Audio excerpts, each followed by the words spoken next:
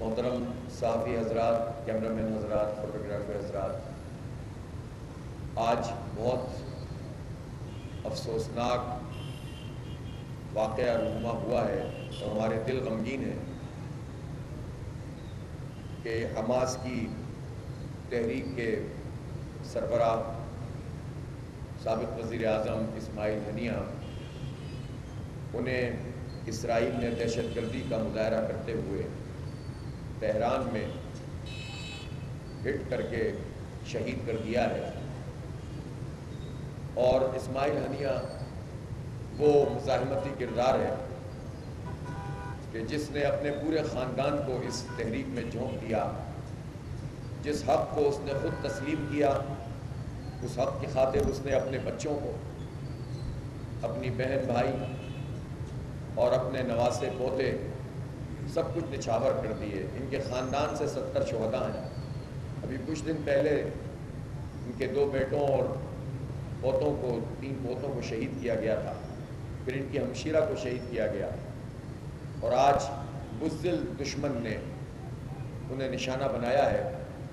میں سب سے پہلے پوری امت کی طرف سے، پورے پاکستان کی طرف سے، پوری قوم کی طرف سے، جماعت اسلامی کی طرف سے دلی تعزیت پیش کرتا ہوں، اور اس عزم کا اظہار ہم کرتے ہیں کہ انشاءاللہ یہ شہادت اس تحریک کو مزید آگے بڑھائے گی، کیونکہ انسانی تاریخ ہے کہ حق کے راستے میں جو لوگ کھڑے ہوتے ہیں تو اس طرح کی بزدلانہ کارروائیوں سے ان کا راستہ روکا نہیں جا سکتا۔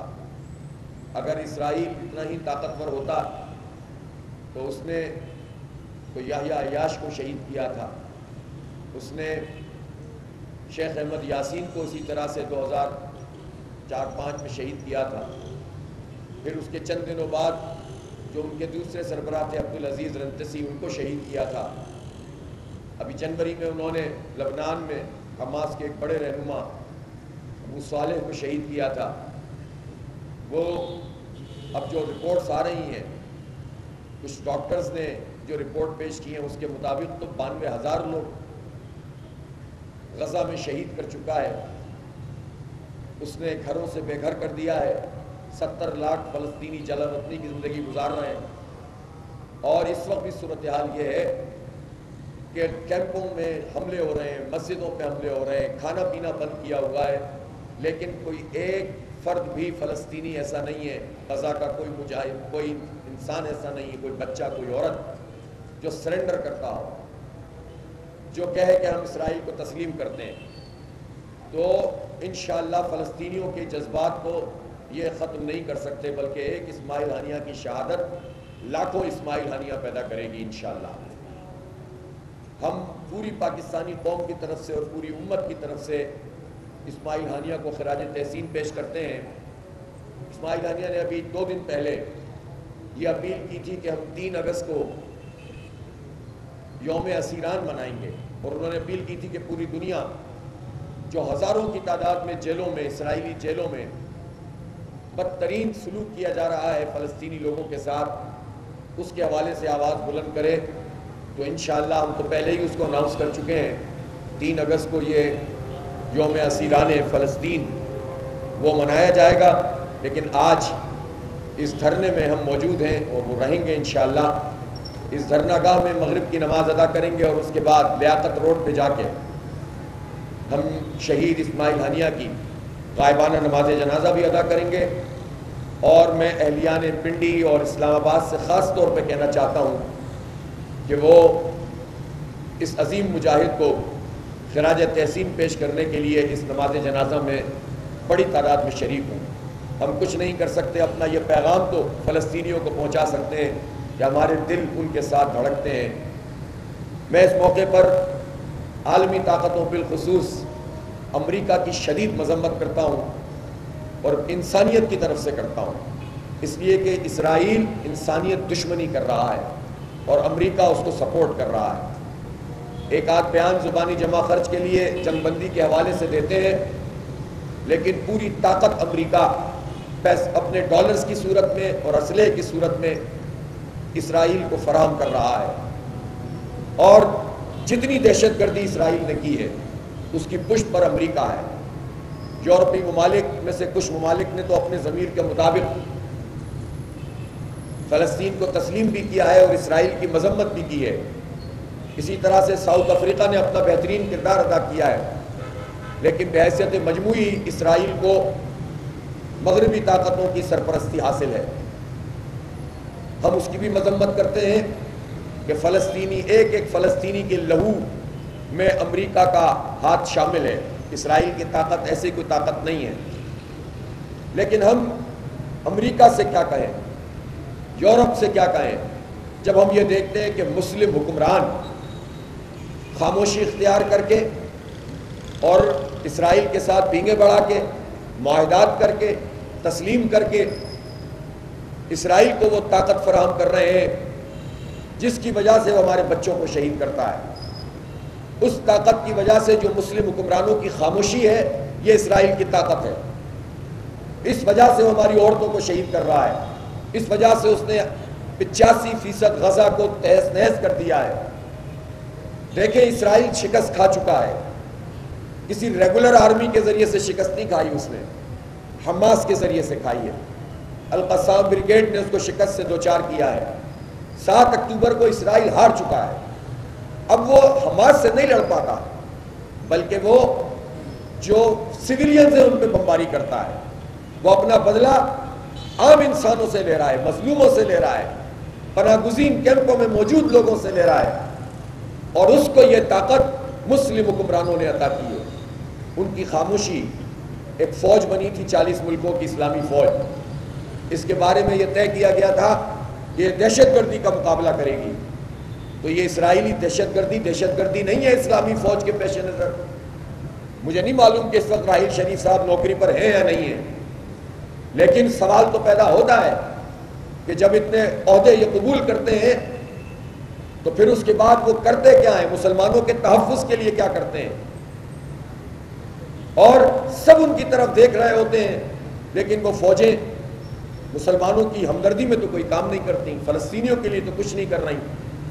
لہٰذا مسلم حکمرانوں کو کے پاس کوئی چوائس نہیں ہے سوائے اس کے کہ وہ مسلم امت کی ترجمانی کریں، فلسطینیوں کے ساتھ کھڑے ہوں، ورنہ یہ جو لاوا پک رہا ہے پوری دنیا میں، مسلمانوں میں بھی اور غیر مسلموں میں بھی، حتیٰ کہ انسانیت کے نام پر امریکہ میں لوگ احتجاج کر رہے ہیں، یورپ میں احتجاج کر رہے ہیں، آسٹریلیا میں کر رہے ہیں، پوری دنیا کے بعض امیر لوگ فلسطینیوں کے ساتھ ہیں، لیکن حکمران طبقہ اسرائیل کے ساتھ ہے۔ تو جب یہ لاوا پھٹے گا تو کوئی محفوظ نہیں رہے گا۔ اس لیے سب کو ہوش کے ناخن لینے چاہیے۔ میری حکومت پاکستان سے بھی یہ مطالبہ کرتا ہوں کہ اس موقع پہ کہ جب کہ اسرائیل نے اتنی کھلی دہشت گردی کی ہے، انہیں اپنا رول پلے کرنا چاہیے۔ ہم ایک ایٹمی طاقت ہیں، پاکستان اور کسی بھی دوسرے مسلم ملک کا کوئی تقابل نہیں ہے، اس لیے کہ پاکستان کا وجود جغرافیہ پہ نہیں نظریے پر ہے۔ ہم نے بنایا اس لیے تھا کہ یہ لا الہ الا اللہ کی بنیاد پہ بن رہا تھا۔ ہماری ذمہ داری یہ ہے کہ پوری دنیا کے مسلمانوں کے ہم ترجمان بنیں۔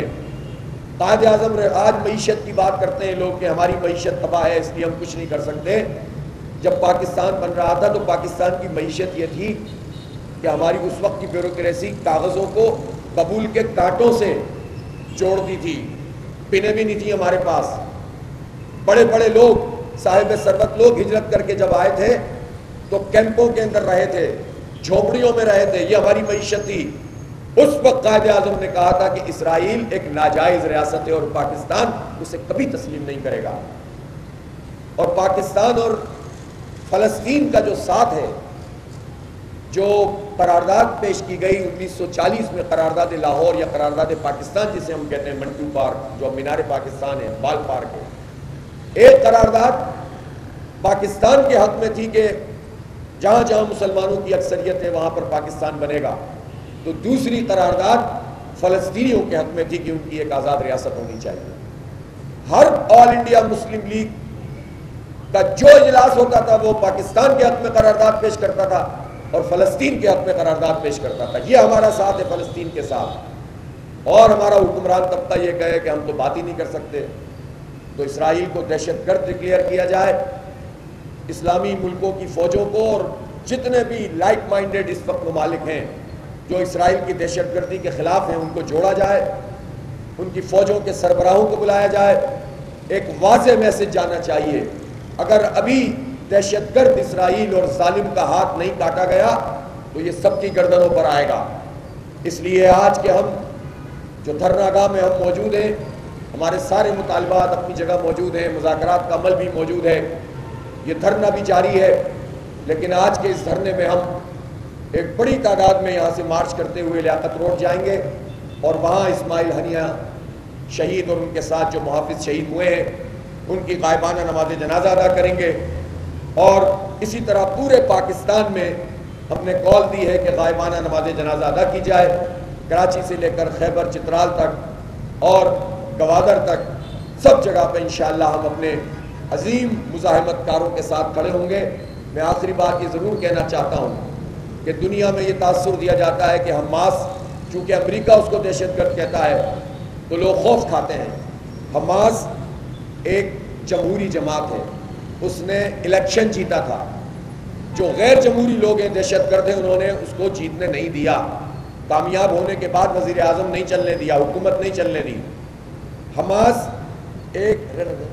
حماس ایک قانونی طور پر مزاحمت کرنے والی پارٹی ہے اور اقوام متحدہ کا چارٹر اس کو یہ اختیار دیتا ہے کہ کسی جگہ پر کوئی دشمن کی فوج آ جائے اور وہ قبضہ کر لے تو اس کے خلاف اسلحے سے جنگ کی جا سکتی ہے.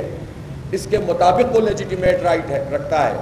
اور حماس خدمت کرنے والے لوگ ہیں، اپنے لوگوں کو ساتھ لے کر چلتے ہیں. یہی تو وجہ ہے کہ 40-50 ہزار لوگ شہید ہو جائیں اور کوئی ایک آدمی بھی حماس کے خلاف کھڑا نہ ہو تو پھر اس کا مطلب یہ ہے کہ غزہ کے مسلمانوں، فلسطین کے مسلمانوں اور حماس میں کوئی فرق ہی نہیں ہے. اسی لیے پوری دنیا کے جو باضمیر لوگ ہیں وہ حماس کے ساتھ کھڑے ہوئے ہیں. بہت شکریہ. جی کوئی سوال؟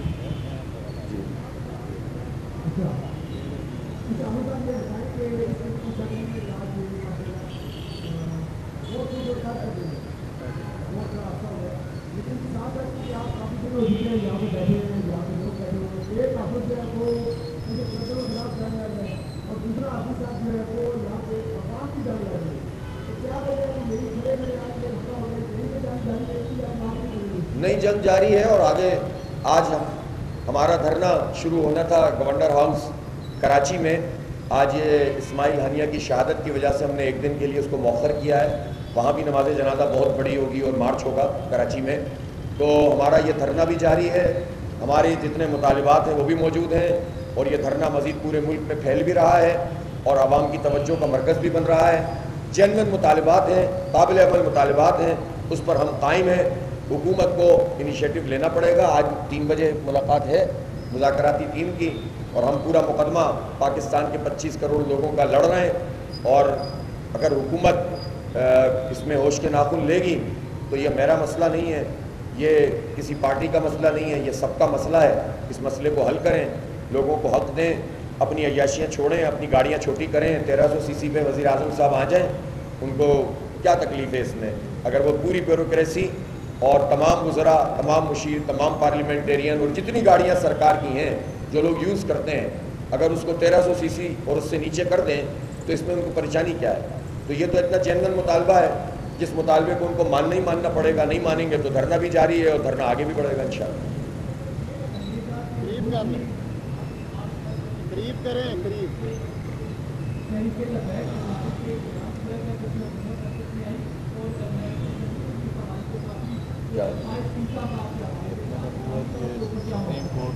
جہاں تک ختم نبوت کے کیس کا تعلق ہے اس پہ ہمارا موقف بہت واضح ہے کہ اس کیس میں اس کو پوری طریقے سے ختم نبوت کے معاملے کو پراپر 100% اٹینڈ نہیں کیا گیا، بلکہ اس میں ایک ایسی چیز سپم چھوڑ دیا گیا جو اس کی پوری روح کے خلاف ہے. یعنی احمدیوں کو کسی بھی صورت میں آزادی نہیں دی جا سکتی، چاہے وہ چھپ کر چاہے وہ کھل کر مسلمان بن کر نماز پڑھنے کی کوشش کریں یا عبادت کریں. وہ اپنے آپ کو اقلیت ڈکلیئر کریں تو بحیثیت اقلیت کے تو ان کو یہ جو ہے وہ اپنی عبادت گاہ اور اس پر پریکٹس کرنے پر پاکستان کا آئین کچھ نہیں کہتا اور اسلام بھی کچھ نہیں کہتا.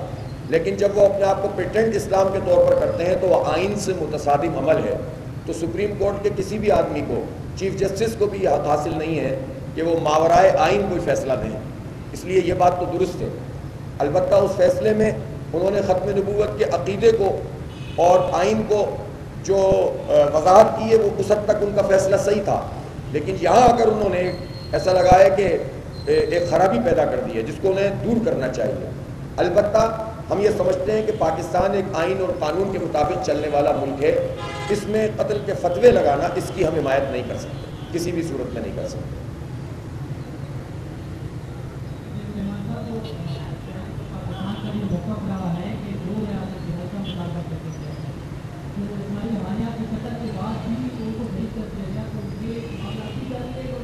دیکھیں آج کے اس واقعے کے بعد تو دو ریاستی حل کی اگر کوئی بات کر بھی رہا تھا نا تو اس کی حیثیت ختم ہو گئی ہے. پاکستان کا اصولی موقف اور پہلے دن کا موقف جو ہے وہ یہ ہے کہ ہم اسرائیل کو تسلیم نہیں کرتے. اسرائیل ایک ناجائز ریاست ہے، ہمارے حکمرانوں کو اسی پہ قائم رہنا چاہیے. لیکن وہ جوڑ توڑ کر کے کچھ راستہ نکالنے کی کوشش کرتے ہیں، کچھ جواز بنانے کی کوشش کرتے ہیں جس سے سچویشن کنفیوز ہوتی ہے. میں سمجھتا ہوں کہ اب وہ یہ موقع آ گیا ہے کہ جس میں اس طرح کے کسی بھی بیان کو جاری کرنے کی ضرورت نہیں ہے اور اسرائیل کی کلیتاً مذمت ہونی چاہیے اور کلیتاً اس کو ناجائز ریاست قرار دینا چاہیے.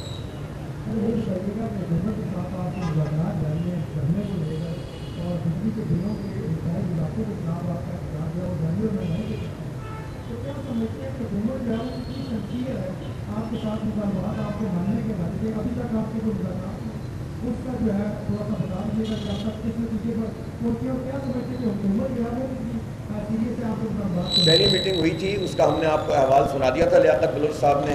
آج دوسری میٹنگ میں پتہ چل جائے گا وہ کتنے سیریس ہیں. انہوں نے یہ بات کہی تھی کہ ہم اپنی ٹیکنیکل کمیٹی کے ساتھ مشاورت کر رہے ہیں. پھر انہوں نے اس بات کی کوشش کی کہ ٹیکنیکل کمیٹی اور ہماری بھی ٹیکنیکل، تو ہم نے کہا کہ نہیں، اس کی ضرورت نہیں ہے، آپ اپنی مشاورت کر لیں. ہماری یہی کمیٹی ہے، اسی میں ٹیکنیکل کمیٹی بھی شامل ہوگی. ہم کوئی 6 فورم سے گزر کر چیزوں کو پینڈنگ نہیں کرنا چاہتے.